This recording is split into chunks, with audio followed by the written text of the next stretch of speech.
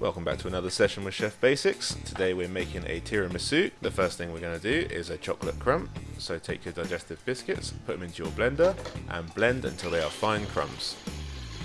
Next, get on a pan of simmering water to melt some chocolate. Mine has bloomed here, but it's fine for this use. So melt that, add it to your biscuit crumbs and then re-blend.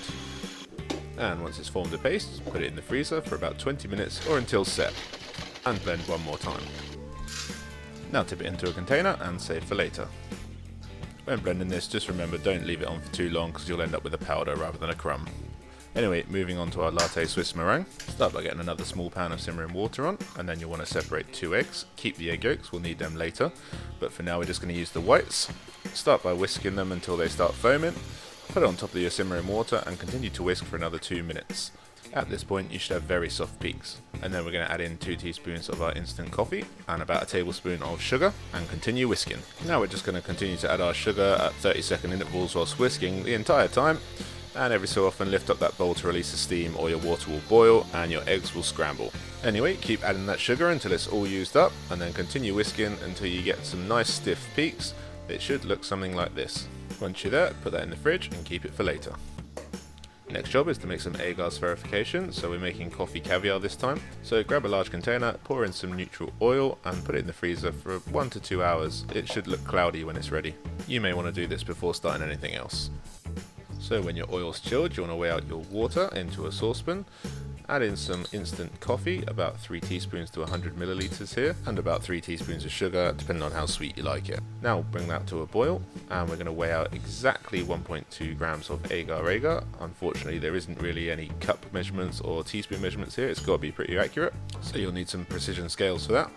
Now sprinkle it over your boiling coffee mixture and whisk together for 2 minutes. Take off the heat, leave to cool for a few minutes, and then you want to put it into something that can make droplets. I'm using this caviar box here, but you could also use a pipette or a squeezy bottle, but this does it a hell of a lot quicker. Anyway, whatever you decide to use, load it up with some of your agar mixture, transfer it over to your cold oil, and drop droplets off from a height until they hit the oil and slowly sink down. And keep repeating this process until you've used all of your agar solution up, and then strain all of this through a fine sieve. And you can keep the oil for regular use, it won't have picked up any of the flavours, so you can pour it straight back into the bottle. And this is what your finished caviar should look like. Next job we have is Creme Chantilly. I'm not really going to talk through this because we already know how to make it, we've done it 100 times before. Just whisk it all together until stiff peaks. Put it into the fridge. Okay, bear with me, we're nearly there. So the next job is the chocolate sponge, so we're going to add in our flour and baking powder into a small container.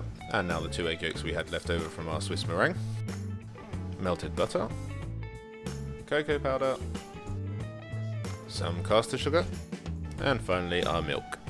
Now just whisk all that together until very smooth, and don't worry if it looks a bit thin here, it should be, it's not a normal cake batter. Next up, pour all of that into your siphon, screw on the lid tightly, and we need to charge this with 2 canisters of nitrous oxide. And now shake really well for about 30 seconds to a minute. Now grab a microwave safe plastic or paper cup and cut 3 slits in the bottom. Next, dispense enough of your batter mix to fill about 1/3 of the cup. Put the cup on a plate and microwave for 50 seconds.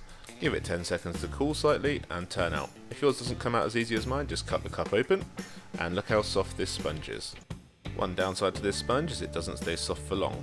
Anyway, drizzle over a little bit of brandy and set to the side. Alright, last job now. So we're going to make a coffee foam or espuma. So we'll take a couple of teaspoons of coffee and we'll pour over some cold water. And then this is another time where you're going to have to be pretty accurate with your weigh in here, because we want 0.6 grams of soy lecithin.